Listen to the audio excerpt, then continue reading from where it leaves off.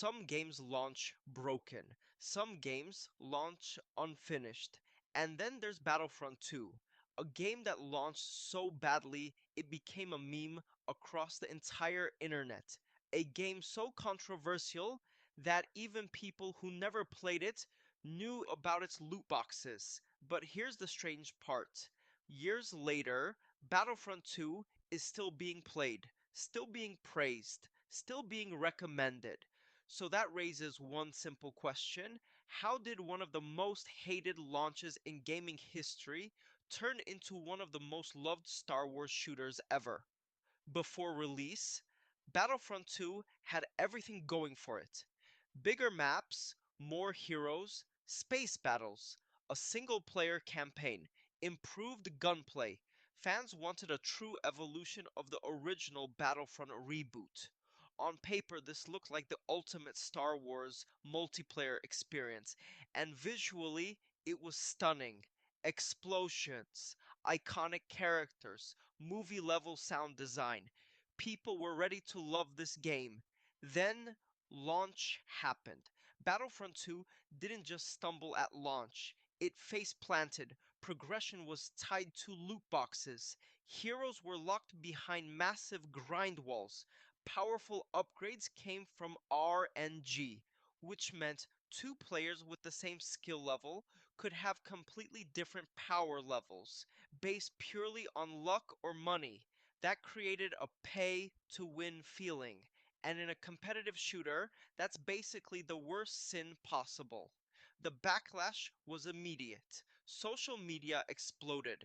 Gaming forums were on fire. Even mainstream news covered it. Battlefront 2 became a symbol of everything people hated about modern monetization. Not because the core gameplay was bad, but because the systems surrounding it were. The worst part wasn't just that the game had loot boxes, it was that they overshadowed everything else. Nobody talked about the gunplay, nobody talked about the maps, nobody talked about the hero combat. Battlefront 2 wasn't known as a Star Wars game, it was known as that loot box game, and for a while that reputation was deserved. Here's where the story changes. Instead of abandoning the game, the developers started fixing it. Progression was completely reworked. Heroes became unlockable through normal gameplay.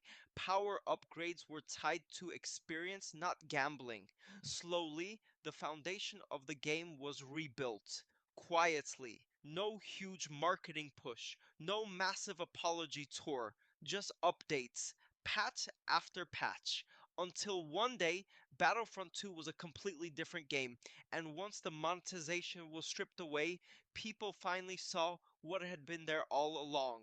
Solid gunplay, satisfying movement, large scale, chaotic battles, fun hero versus villain combat. Battlefront 2 was never a terrible shooter, it was a good shooter buried under terrible systems. When those systems were removed, the good parts were allowed to breathe. This is where Battlefront 2 truly shines. Few games capture Star Wars like this. Blaster sounds feel authentic, lightsabers feel powerful, heroes feel iconic. You're not just playing a shooter, you're living inside a Star Wars movie, running through hallways as stormtroopers, charging objectives with clones, clashing lightsabers in smoke filled rooms. Even today, that fantasy still hits hard. Years after release, players started giving Battlefront 2 another chance. Maybe they bought it cheap, maybe they saw clips online, maybe they heard it was actually good now, and they were surprised. Not perfect, but fun. And fun matters more than perfection. Let's be honest. Battlefront 2 isn't flawless.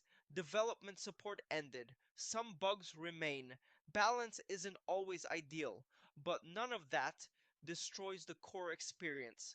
What matters is this: the game respects your time now. You play, you progress, you unlock things. No gambling, no paywalls, just gameplay. Battlefront 2's story isn't just about Star Wars, it's about what happens when developers listen. It proves that a bad launch doesn't have to mean a dead game. It proves that fixing a game is possible. And most importantly, it proves that underneath all the controversy, Battlefront 2 was always a good game waiting to be seen. Battlefront 2 didn't fail, it didn't die, it evolved, and that's why it deserves its redemption arc.